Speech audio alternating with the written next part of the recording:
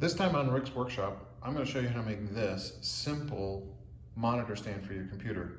It'll have enough room underneath for your keyboard and a spot on top where you can put your notepads, pens, or anything else. We start with our drawing. Keyboard stand, 4 inches high, 20 inches across, 10 inches deep. And there's also a recess area to set down pens, pencils, and other items so they won't roll off the top. Now you can put a monitor on here or leave it open, up to you. We got this nice piece of oak that we're going to use for our shelf. It's a little bit deeper at 11.5, but I think we'll be okay with that. So now what we're going to do is we're going to cut out the segments for the sides, the top, and the other side.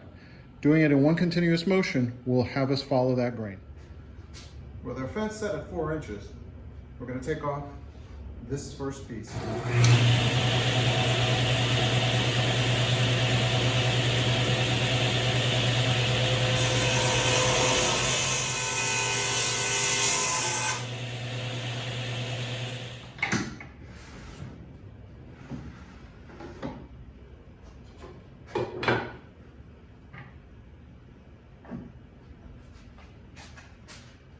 Now our fence is set to 20 inches. We'll cut out the center portion.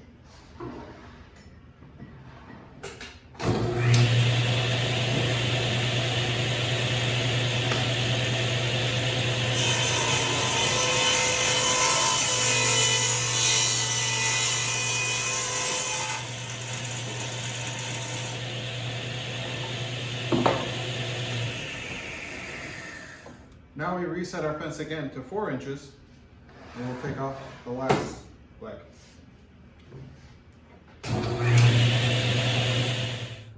With the piece all cut, you can see why we did what we did.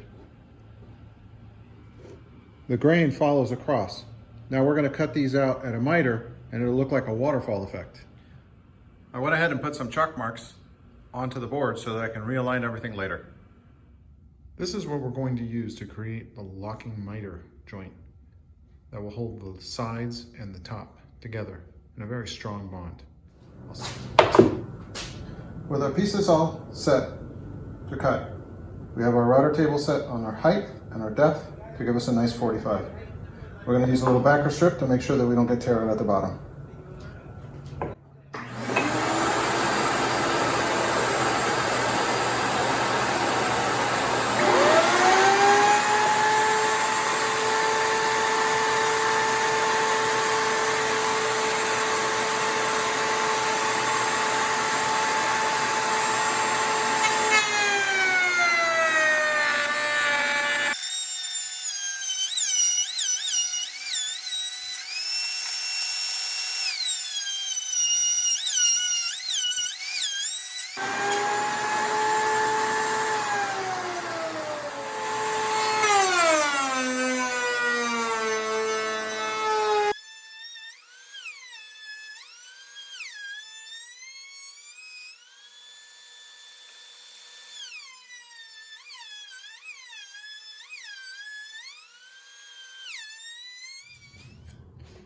So now matching the grain, come back around here, and you can see that it interlocks in a perfect 45-degree angle, giving you a nice 90. And you can see we have some nice joints. We'll now route out for the bowl. We'll glue it up, put some clamps on it, and get everything together. We're going to use this template that I put together using some thin plywood and some strips of wood to hollow out the space in the shelf that we showed you in the drawing. To do that, I've mounted a longer base on my router so that it fits across here, and I've put in a bit with a ball bearing that will ride along the edge. You'll notice that there's some center marks, and I've made some center marks where I want the hole to go. So I'll clamp that down, get the router going, and chew away at it. Now I don't want to do it in one pass. I want to take my time and do a little bit at a time, or I'll get a lot of tear out.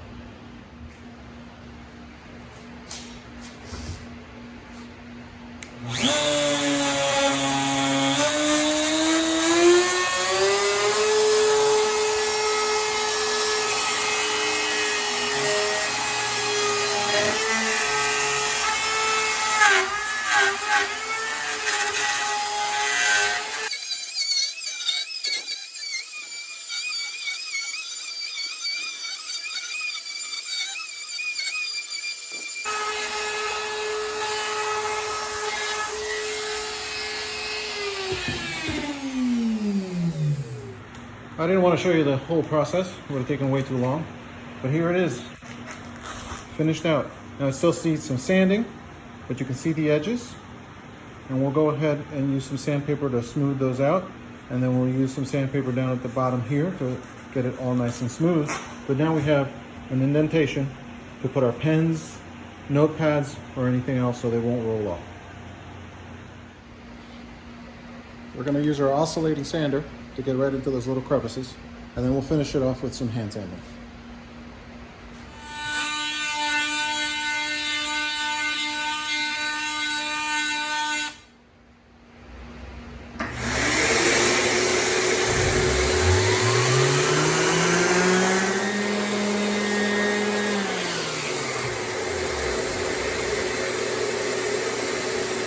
Using the sander, we went through all the grades from 80, 100, 150, and 220 grit. Now what I'm going to do is go through with a 150 grit and just smooth out the edges. If those corners are too sharp, one, it hurts when you touch it, but two, the stain won't grab to it. It pulls away from those corners. So I actually like starting from the bottom. And all I'm doing is just passing the sandpaper over those corners.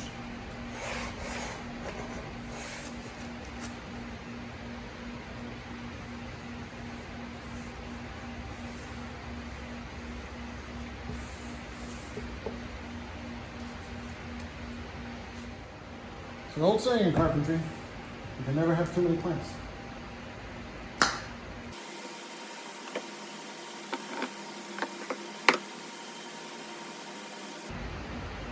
I apply glue to both surfaces and use this little brush to make sure it's nice and smooth and evened out.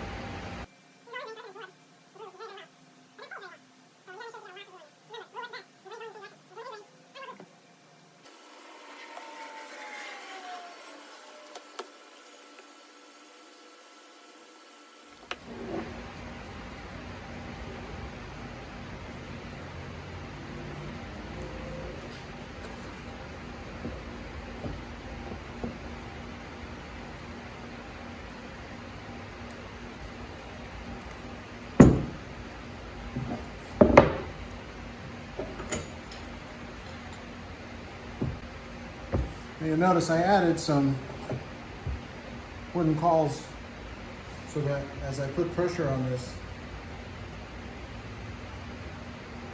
I don't mar yoke.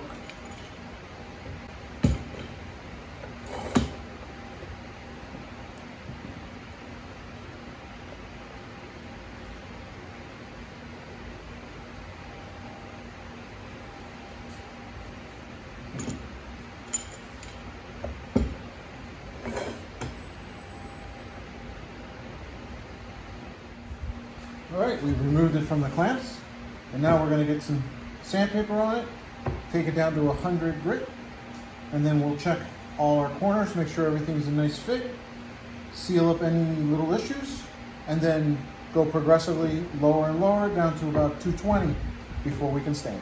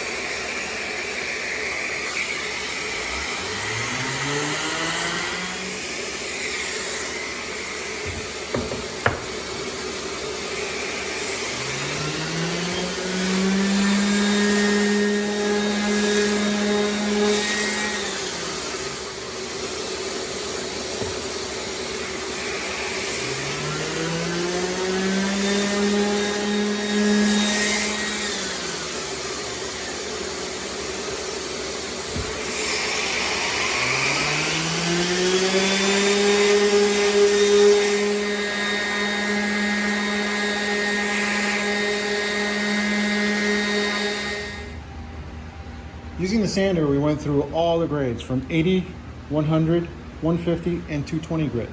Now what I'm going to do is go through with a 150 grit and just smooth out the edges. If those corners are too sharp, one, it hurts when you touch it, but two, the stain won't grab to it. It pulls away from those corners. So I actually like starting from the bottom. And all I'm doing is just passing the sandpaper over those corners.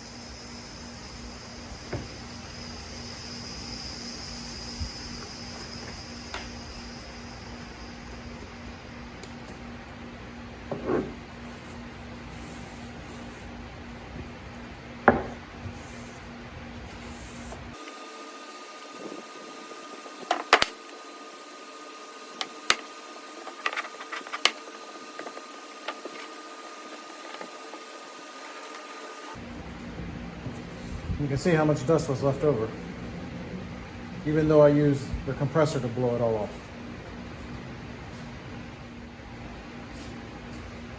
I'm going to use a gunstock stain just to give it a little bit of warmth and color. It's going to be brighter than this, but that will fit the furnishings of the person who requested the piece very well.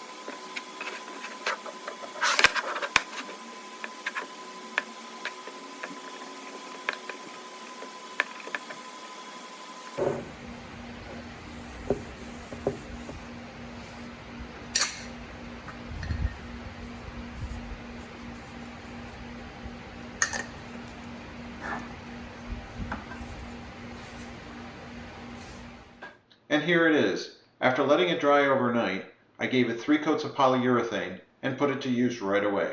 I hope you enjoyed this video, and we'll come back next time to see what else we build in Rick's workshop.